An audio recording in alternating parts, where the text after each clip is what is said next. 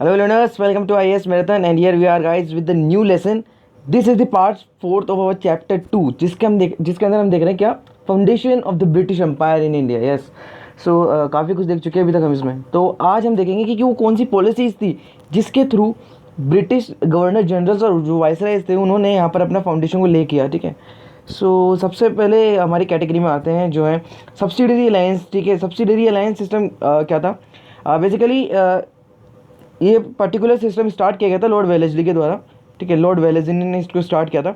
Yes अब Wellesley ने क्या क्या किया था वो हमने लास्ट लेसन में आपको बता चुका हूँ मैं आपको. Yes so to bring this Indian state within the orbit of the British power. ठीक है. यानी कि देखो the system serve the dual purpose of asserting British supremacy in India and at the same time of saving India from the menace of the Napoleon.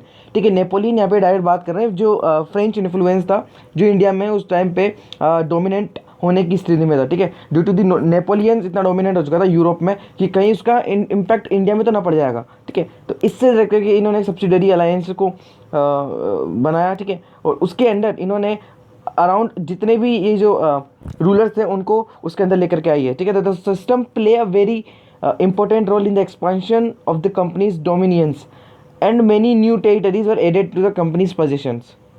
अब ये जितनी बातें करें ना आपको इसके अंदर समझ में आएगा क्या कह रहे हैं हम टर्म्स एंड कंडीशंस के अंदर कि जो सब्सिडरी अलायंस थी उसके अंदर टर्म्स एंड कंडीशन होते क्या थे.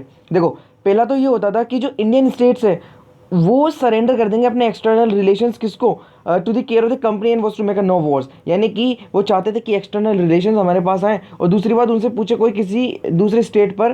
ठीक है. चाहे वो नेबरिंग स्टेट ही क्यों ना हो एनिमी स्टेट क्यों ना कोई वॉर जो है वो उन पर डिक्लेयर नहीं करेंगे. ठीक है. तो कोई वॉर फाइट नहीं कर सकते कोई भी स्टेट्स बिना किसी परमिशन के टू दी जो ब्रिटिश होते थे. ठीक है. उनके उनसे बिना पूछे. Yes so it was conduct negotiations with the other states through the company. अब negotiations और mediations is the one of the most important जो है टर्म एंड कंडीशन थी कि नेगोशिएशन कौन कराएगा आपके बीच में वो कराएगा कंपनी. ठीक है. और इनमें भी इनके जो पॉलिटिकल और जो इकोनॉमिक इंटरेस्ट होते थे वो हाईली जो है ये उसको प्रेफरेंस देते थे कौन Britishers. So a bigger state was to maintain an army within its territory commanded by a British officer for the preservation of the public peace. देखो यहाँ पर बात तो इतनी बड़ी बड़ी करते थे ये लेकिन क्या था इनका कि ये जितनी भी बात करते थे ना कि preservation of the public piece के लिए हम क्या चाहते हैं कि हमारी एक सेना की टुकड़ी आपके स्टेट के अंदर हो. यानी कि कोई इंडियन स्टेट है तो वहाँ पे अपनी सेना की टुकड़ी को रख देंगे और उसको संभालने के लिए कौन होगा वहाँ पर ब्रिटिश ऑफिसर. ठीक है. यानी कि संभालने के लिए भी ब्रिटिश ऑफिसर होगा. और इसका मतलब सिर्फ यही नहीं होता है कि अगर आपने रख दिया वहाँ पर नहीं स्टेट रिक्वायर्ड टू पे सॉरी जो बेसिकली क्या था कि इसकी जो देखभाल करनी होती थी इनको सैलरीज खाना. ठीक है. सब कौन प्रोवाइड करेगा वहाँ का लोकल रूलर. ठीक है. So to cede the territory in full sovereignty for the upkeep of that force. Yes बता दिया. अब स्मॉल स्टेट को क्या करना होता था small state was required to pay tribute in case to the company. उनसे कहता है चलो आप कंपनी की आर्मी ना रखो आप हमें एक particular fixed amount of cash दोगे है ना हर महीने हर साल. ठीक है. उसके बाद नेक्स्ट टर्म एंड कंडीशन था कि the state was to accept a British resident at its headquarter. ठीक है. सो द स्टेट था was to accept the British resident यानी कि ब्रिटिश रेजिडेंट आएगा उनके जो भी कैपिटल है या फिर जो हेडक्वार्टर्स हैं स्टेट के. ठीक है. तो कैपिटल में बैठता था इन द कोर्ट यानी कि राजा के जस्ट नीचे जो एक कोर्ट के अंदर हर आने जाने वाले पे नजर रखता था आपका ब्रिटिश रेजिडेंट. ठीक है. अब state was not to employ European in it service without consultation of the यानी कि कोई यूरोपियन यानी कि यूरोपियन समझ रहे हो ना आप यूरोपियन यानी कि कोई और जैसे कि फ्रेंच डच. ठीक है. कोई को भी नहीं रखोगे जब तक आपको परमिशन नहीं दे देती कौन ब्रिटिश कंपनी. अब the company was not to interfere in the internal affairs of the state. ठीक है. अब कह तो ये रहे हैं कि कोई अब कंपनी जो है आपके इंटरनल अफेयर्स में इंटरफेरेंस नहीं करेगी लेकिन ये सब कहने की बात है फुल इंटरफेरेंस था इनका. ठीक है. The company was to protect the Indian state against foreign enemies of every sort of kind. तो ये बहुत ही इंपॉर्टेंट बात है. ये कहती company was to protect Indian state. ये कहते थे कि जो फॉरेन एनिमीज है ना जो वर्ल्ड में है ना जो नेबरिंग स्टेट है उनसे बचाने के लिए आपको हर तरह की जो है सुविधा अवेलेबल कराएगी कौन आपकी कंपनी. यस तो ये टर्म एंड कंडीशन थी इसके अंदर.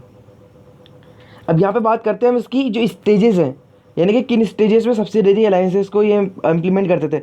तो यहाँ पर मैं आपको बता दूँ 4 स्टेजेस में इन 4 stages the companies participation in the Indian Wars यानी कि कंपनी किस तरीके से सब्सिडरी अलायंसेस को 4 स्टेजेस में लागू करती थी. फर्स्ट स्टेज देखो बहुत ही इंपॉर्टेंट है, ये याद रखना, बहुत ही जो क्रोनोलॉजी के साथ चलेंगे हम। The company undertook to land its troop to a friendly Indian prince to assist him in his wars. जैसे कि ट्रीटी करी थी इन्होंने। देखो यहाँ पर पहला पॉइंट तो ये है कि अपनी आर्मी को ये रख देंगे, मतलब जो कंपनी की आर्मी है, जो ट्रूप्स है, वो इंडियन प्रिंस के स्टेट में रख देंगे, ठीक है, उसको असिस्ट करने के लिए। उसकी जो वॉर होंगे तो आपकी जो कंपनी की बटालियन है, ट्रूप्स है, वो लड़ेगी आपकी तरफ से, ठीक है। इसका एक एग्जांपल बताता हूँ आपको। यहाँ पे एग्जांपल है ट्रीटी जो निज़ाम के साथ करी हुई थी उनके साथ, ठीक है। लेकिन बाद में जब भी जहाँ भी किसी के साथ अलायंस करते थे या ट्रीटी का साइन करते थे, तो वहाँ पर ये अपनी एक तो ट्रूप्स रखते थे और दूसरा जो ब्रिटिश रेजिडेंट है उसको रखते थे, ठीक है।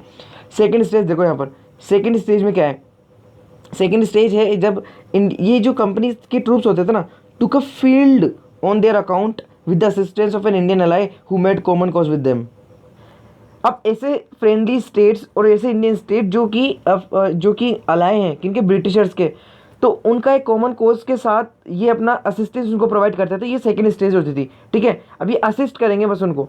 नेक्स्ट स्टेज जो थर्ड स्टेज इसके अंदर वो क्या है, वो ये है कि जब एक इंडियन अलाई, ठीक है, मतलब सप्लाई नहीं करेगा कुछ भी चीज़, ठीक है, मतलब मेन सप्लाई नहीं करेगा लेकिन पैसे दे देगा, इतना इनका कहना था कि नेक्स्ट स्टेज जो है कि जब एक इंडियन अलाई मेन सप्लाई नहीं करेगा बल्कि क्या करेगा, मनी।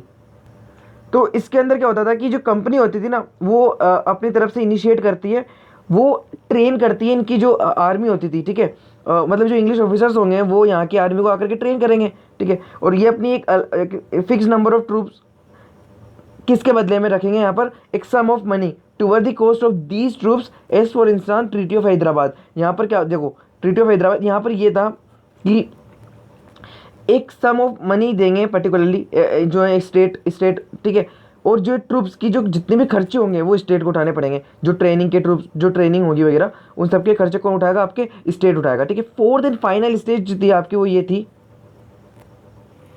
इस वाली स्टेज में वो ये बहुत ही जो है वो जो लॉजिकल स्टेप है। किस तरीके से कह रहा हूँ मैं, ये इसलिए कह रहा हूँ कि जब आप एक इंडियन अलाय है, ठीक है, अब ब्रिटिशर्स वहाँ पर चलो कहते हैं कि आप पैसा नहीं दे सकते, कोई बात नहीं, आपकी टेरिटरी सरेंडर कर दो भैया हमें, ठीक है। अब ये टेरिटरी सरेंडर करने का मतलब जितने भी वहाँ के दीवानी राइट्स हैं, ठीक है, वो सब किसके पास आ जाएंगे, वो आ जाएंगे आपके ब्रिटिशर्स के पास, ठीक है। अब यहाँ के जितने भी रेवेन्यूज आएंगे ना, वो अपनी सब्सिडरी फोर्सेस को और उसके जो खर्चे हैं उनको फुलफिल करने के लिए ये वाले रेवेन्यूज को यूटिलाइज कर लेंगे। और इसके एग्जाम्पल क्या है, ट्रीटी विद द निज़ाम इन 1800, ठीक है, निज़ाम के साथ इन्होंने ट्रीटी की थी, वो ये वाली ट्रीटी थी, यानी कि fourth stage of the subsidiary alliance, ठीक है। तो ये जो 4 स्टेजेस ऑफ सब्सिडरी अलायंसेज है, ये आप याद रखना इन क्रोनोलॉजी, यार बिल्कुल सेम सीक्वेंस में याद रखना, ठीक है। अब इसके कॉन्सिक्वेंसेज क्या होते थे, कॉन्सिक्वेंसेज ये थे सर कि the subsidiary system prove demoralisation और demoralising the Indian prince and evil for the people of the state. यानी कि सिंपल बात है कि अगर आपकी अथॉरिटी को कोई हैम्पर कर रहा है, आपकी सोवरेनिटी को कोई हैम्पर कर रहा है, तो आपका डीमोरलाइज हो जाना बहुत ही नॉर्मल थी, ठीक है। और उस टाइम पे तो डोमिनेंस बहुत ही जो था मिलिट्रली डोमिनेट पर्सन जो होती थी वो होता था, ठीक है, डोमिनेट करता था एक Indian state by accepting the disarmament and surrendering foreign relations accept a subordinate position and virtually lose their independence, ठीक है। तो वर्चुअली तो यस हम कह सकते हैं कि सबऑर्डिनेट पोजीशन में आ जाएगा, यानी कि हर काम ब्रिटिशर से पूछ के करो, ठीक है। अब British resident interfere in day to day administration, जो ब्रिटिश रेजिडेंट है उन्होंने कहा तो यही जाता है कि जो है हम आपके इंटरफेरेंस नहीं करेंगे, लेकिन हर डे टू डे एडमिनिस्ट्रेशन के अंदर ये किया जाता था इंटरफेरेंस, ठीक है। यहाँ तक कि जो नॉर्मल फंक्शनिंग थी वो भी बहुत बार क्या कहते, बहुत ही बार मिसकंसेप्ट करके उसको प्रेजेंट किया जाता था, जिसके कारण वो आगे ही नहीं बढ़ पाते थे, ठीक है, जितने भी पॉलिसी मेजर्स होते थे बाय दी आपका जो रूलर है, ठीक है। The subsidiary system supported every weak and oppressive ruler and deprive the people of any remedy against the misrule, ठीक है। तो ये बहुत बड़ी बात होती है कि जो अगेंस्ट में रहते थे और जो मतलब अगेंस्ट में रहते थे, जो नॉर्मल कंडीशंस होती थी, लेकिन इन फेवर होते थे कौन के, आपके ब्रिटिशर्स के, कंपनी के, तो उनको ये फेवर करते थे, चाहे वो ऑपरेसिव हो या कितना भी वीक हो, ठीक है। तो पीपल इसके कारण जो है कुछ रेमेडी, कोई ग्रीवियस रिड्रेसल सिस्टम नहीं था, ठीक है, आवाज़ उठा सकते नहीं थे वो, ठीक है, इस तरीके से। अब the state which accepted the subsidiary alliance coated financial bankruptcy, इतना पैसा जाता था इनके यहाँ से, लेकिन फिर भी इनकी जो भूख थी वो ख़त्म नहीं होती थी। और एक हर स्टेट जो था इतने बैंकरप्सी यानी तक बैंकरप्ट होने तक की कगार पे उस टाइम पे हो जाता था, ठीक है। तो अब देखो यहाँ पर कंक्लूजन में मैंने कार्ल मार्क्स का एक इन्होंने स्टेटमेंट बोला था जो है सब्सिडरी अलायंसेस के लिए। देखो कार्ल मार्क्स ने क्या बोला, as to the native states they virtually cease to exist from the moment they become subsidiary to or protected by the company. If you divide the revenue of a country between the two government, you are sure to cripple the resources of one or the administration of the both.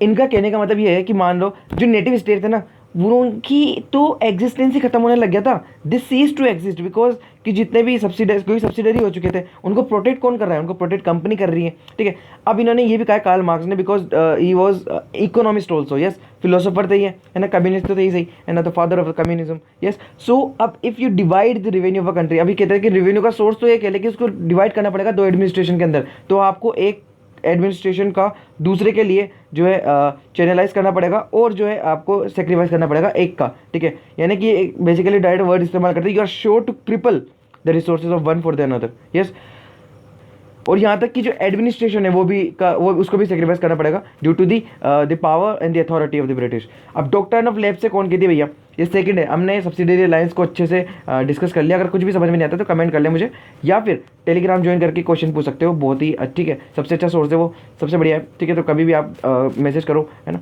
Yes, कोई भी doubt हो हाथ clear कर लिया करो. ठीक है, so the doctrine of the labs, doctrine of labs क्या है? ठीक है, अब यहाँ पे एनेक्सेशन ऑफ द पीस, इसको बेसिकली ये कहा जाता है कि एनेक्सेशन ऑफ द पीस है ये. ठीक है, so some important Indian states were annexed by the enforcement of the doctrine, and the doctrine of left can better understood in the context to the Dalhousie declared the old system ruling through the आपके जो शाम royalist, basically शाम royalist and artificial intermediate powers. ठीक है,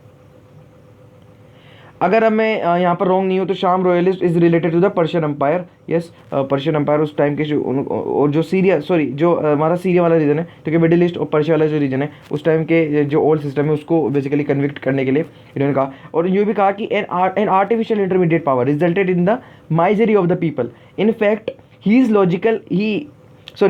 logical and straight Scottish mentality wanted to tear the mask of the Mughal sovereignty and dispossess the Indian princes who pretend to be descendant of the Mughals. According to the Dalhousie, there were three categories of the Hindu state in those days in India.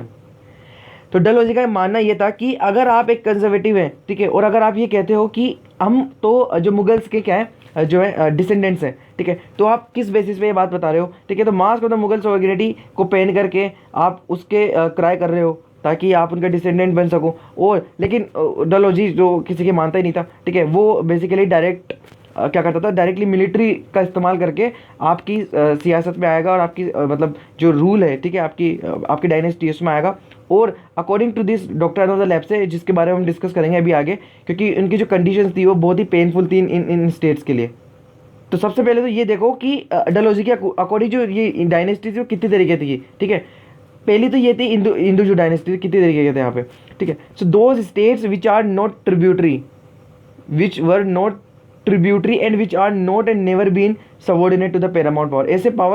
ऐसे state जो कभी subordinate थे नहीं paramount power के. Paramount power is British empire. So अब Hindu prince and chief, second है Hindu prince and chieftains which were tributary and owed subordination to the British government as their paramount power in place emperor of the Delhi और the Peshwa. ठीक है, तो दूसरे ये थे.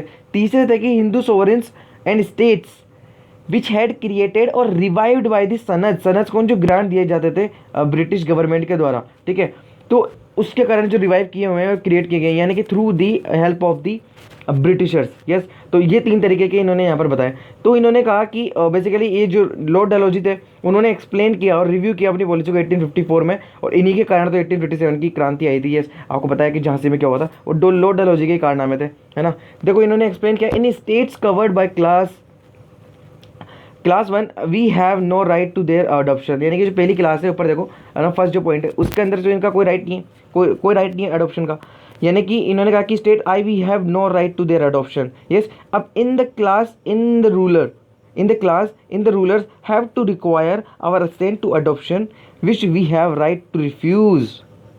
ये बात ये कहते हैं सेकंड क्लास के लिए. ऊपर देखो सेकंड क्लास से हिंदू प्रिंसेस और चीफ प्रिंस के लिए ये कहते हैं हमको राइट है रिफ्यूज करने का किसी भी बात का अडॉप्शन के लिए आपका. ठीक है, हम नहीं मानेंगे आपका अडॉप्शन, क्या कर रहे हो आप. ठीक है, थर्ड जो बेसिकली इसमें कहते हैं कि विच policy would usually lead us to the concede in the principalities of the class 30 जो सनद जो ग्रांट्स के द्वारा रिवाइव किए गए थे hold the succession should never be allowed to go by the adoption, यानी कि पहली बारी में तो इन्होंने कहा कि no right of their adoption, है ना, अडॉप्शन का राइट ही नहीं है। सेकंड में कहा था हम रिफ्यूज़ कर सकते हैं अगर अडॉप्शन है। तीसरा में तो कहा था कि अलाउ ही नहीं करेंगे कभी इनका अडॉप्शन। तो तीनों में घूम फिर के बात एक ही आ जाती है ना। बस इनका पर्सपेक्टिव जो है वो तो हमेशा सेम ही था इन पर्टिकुलर टू, क्योंकि इसको सब एनेक्स करना था, बहुत इंपीरियलिस्ट था लॉर्ड डलहौजी। ठीक है, तो कुछ भी करके मिस इंटरप्रेट करके हमको जो है इनके स्टेट्स को अपने अंदर लेकर के आना है। तो ये इनका सोल मोटिव था। ठीक है, डलहौजी ने इसको इन्वेंट नहीं किया था। ठीक है, so basically as early as 1834 में the court of directors had laid down that in case of failure of the lineal successor, the permission to adopt was indulgence that should be the exception, not the rule, and should not be granted but as a special mark of favor of approbation। देखो आपको पता है intelligences क्या होते हैं? देखो यार आपने पढ़ा होगा रिफॉर्मेशन का पीरियड, तो आपको पता होगा इंटेलिजेंसेस क्या होता है। गाइस देखो मैं आपको स्टोरी बताता हूँ, बहुत ही शॉर्ट बताऊंगा। आपने मार्टिन लूथर किंग का नाम सुना होगा। ठीक है, इन्होंने ये प्रोटेस्टेंट थे, इन्होंने जो कैथोलिक चर्च थे उनके खिलाफ आवाज़ उठाई थी। और उन्होंने ये भी कहा था कि जो ये इंटेलिजेंस सेल करता है ना चर्च, मतलब ऐसे क्या होता था, अगर कोई आदमी मर जाता है, ठीक है, तो उसको दफनाने के बाद उनसे कहते हैं कि इसको सिंस है, ये अपने सिंस के कारण नरक में जाएगा। ठीक है, तो जो है चर्च आपके लिए डॉक्यूमेंट तैयार करेंगे इंटेलिजेंसेस। ठीक है, तो अगर आप उसको परचेस कर सकोगे, ठीक है, उसको परचेस करना होता था बाय दी जो फैमिली है, जो जिनकी डेथ हुई है उनकी फैमिली को परचेस करना होता था बहुत हाई कॉस्ट में, ताकि क्या होता था कि इनकी जो सिंस है वो कम हो सके और उनको जो है वो स्वर्ग भी जा सके। ठीक है, तो ये इंटेलिजेंस होते थे, इनके खिलाफ इन्होंने मार्टिन लूथर किंग ने कहा था। लेकिन यहाँ पर ये किस कॉन्टेक्स्ट में इस्तेमाल हो रहा है? ये हो रहा है कि अगर, क्योंकि इसमें कहा था कि जो लॉर्ड डलहौजी उन्होंने इन्वेंट नहीं किया, कोर्ट ऑफ डायरेक्टर्स ने 1834 में बेसिकली इन्होंने ये वाला रूल बनाया था कि अगर कोई सक्सेसर नहीं है आपका और ये फेल हो जाते हैं, ठीक है सक्सेसर को लाने में, तो यहाँ पर जो अडप्ट करने का इनका जो है शुड बी द एक्सेप्शन, वो एक एक्सेप्शन का काम करेगा, वहाँ का रूल नहीं करेगा। Should not be granted by the special mark of a favour in the approbation. ठीक है, अप्रोबेशन का मतलब क्या होता है? अप्रोबेशन का मतलब होता है जो साथ देते ना ये इनके बेसिकली। तो ये घूम फिर के वही बात थी कि जो ब्रिटिशर्स हैं वो इनका साथ देने की बात कही जा रही है यहाँ पे। अब 8 years of the Dalhousie rule are full of important events, बहुत सारे इन्होंने स्टेट्स को अपने अंडर किया। He is regarded as one of the greatest governor general of India. ठीक है, तो ये ब्रिटिशर्स के पॉइंट ऑफ व्यू से बात कही गई है यहाँ पर कि ग्रेटेस्ट गवर्नर जनरल है। ठीक है, तो आपको टेंशन लेने की जरूरत नहीं है। And he is contribution to building up the British empire India very great. ठीक है, ये भी जो है पर्सपेक्टिव इसका है ब्रिटिशर्स का। ठीक है, so if there occurred any possibility of the next thing in Indian state, Dalhousie didn't miss it. यानी कि कभी भी कोई भी पॉसिबिलिटी आती थी तो डलहौजी वहाँ पर जो है एक एग्रेसिव तौर पे जाता था और उसको अपने अंदर लेके आता था। अब इन्होंने क्या कहा, इसने क्या कहा है? इन्होंने कहा his producers had acted on the general principle of avoiding the annexation if it could be avoided. Dalhousie acted on the principle of annexing if he could do so legitimately. ठीक है, तो ये बहुत ही बड़ी बात है कि जो बाद के सक्सेसर्स आए थे, प्रोड्यूसर्स आए थे, सॉरी जो प्रोड्यूसर्स थे किसके, डलहौजी के, उन्होंने तो एनेक्सेशन को अवॉइड करने की बहुत कोशिश की थी। लेकिन उस टाइम पे ब्रिटिश एम्पायर इतना मजबूत भी नहीं था। लेकिन डलहौजी तो उनका अग्रेसिव तौर पे एनेक्सेशन ही जो था वो बेसिकली एक लेजिटिमेट तौर पे करना चाहता था वो। ठीक है, इसी कारण जो रूल्स है उसके अंदर इन्होंने एक पॉलिसी बनाई डॉक्ट्राइन ऑफ लैप्स वाली। ठीक है, तो यहाँ पर अडॉप्शन का सबसे बड़ा चक्कर पड़ा कि अगर आपका अडॉप्टेड चाइल्ड है, ठीक है, अगर आपका अडॉप्टेड चाइल्ड है और कोई लीगल हायर नहीं है, यानी कि संतान नहीं है जो है रूलर की डेथ होने के बाद, तो आप अडॉप्शन नहीं करोगे। और अगर आपको अडॉप्शन करना है तो आप किसके मंजूरी से करोगे? वो करोगे आप only to the permission of the company. Yes, अब यहाँ पे आता है annexation were both of war and the peace. ठीक है, तो दोनों टाइम पे ये दोनों तरीके से दोनों टाइम पे ये किया करता था। The states actually annex the application of the doctrine of life. Dalhousie were देखो 17 इन्होंने किया। ठीक है, उसके बाद जैतपुर इन्होंने किया और संबलपुर इन्होंने किया एक ही साल में। उसके बाद भगत, यस सॉरी, ठीक है, भगत, उसके बाद उत्तर प्रदेश उदयपुर। ठीक है, आप मुझे ये बताओ ये भगत जो है वो किस स्टेट में है आज के? ठीक है, तो मुझे बताना आप। ठीक है, बहुत इंपॉर्टेंट है। उसके बाद झांसी और फिर नागपुर। ठीक है, तो ये जो कुछ स्टेट्स थे वो कुछ डायनेस्टीज थी, कुछ ये जो ठीक है इंडियन प्रिंसेस के अंडर थे, उनको डलहौजी ने under the doctrine of the lab से ठीक है अपने अंडर लेकर के आया था ये। तो गाइज यही था हमारा ये वाला लेसन कंप्लीट हो चुका है। Thank you so much for your listening this course. और अब हम डिस्कस करेंगे चैप्टर 3 जिसके अंदर हम डिस्कस करेंगे जुडिशियल सिस्टम और जो हमारा फर्दर रिफॉर्म्स किए गए थे जो ब्रिटिशर्स के द्वारा वो। ठीक है, हमने फाउंडेशन देख चुके हैं, है ना। अब हम देखेंगे जो जुडिशियल सिस्टम था और किस तरीके से इन्होंने गवर्नेंस को अपने को बनाया, यानी कि इनका एडमिनिस्ट्रेशन, इनका कंसोलिडेशन किस तरीके से इन्होंने किया, वो हर चीज़ देखेंगे हम इसके अंदर। इनके पॉलिटिकल, इनकी पुलिस स्टेट और जो लॉ एंड ऑर्डर की क्या पॉलिसीज़ थी, ठीक है, उसके अंदर भी हम डिस्कस करेंगे। तो गाइस अगले लेसन में मिलते हैं, इसके बारे में डिस्कस करेंगे। और उसके बाद हमारे जो अर्ली इंडियन रिस्पॉन्स हैं, ठीक है, बहुत सेक्शन रेवोल्यूशनरीज, ठीक है, सो उसके बारे में हम देखेंगे, ठीक है। सो उसके अंदर कांग्रेस भी आएगी आपकी, सोशल रिलीजियस मूवमेंट देखेंगे। यस, फिर 1857 का revolt, I am very very very जो है बहुत एक्साइटेड इसके बारे में, ठीक है। तो रिवोल्ट के बारे में डिस्कस करेंगे हम, ठीक है। सो गाइस जब तक के लिए stay tuned and have a nice day. Please subscribe कर देना, अगर आपको पसंद आता है तो सब्सक्राइब करो, लाइक करो, ठीक है। और जैसे कि मैं आपसे हमेशा कहता हूँ, हर चीज़ अवेलेबल करा दूंगा आपको, टेलीग्राम जाकर ज्वाइन कर लो बस। और कोई क्वेरी हो पर्सनल तो आप उस पर ही जो है मैसेज कर सकते हो, ठीक है। So guys thank you, have a nice day.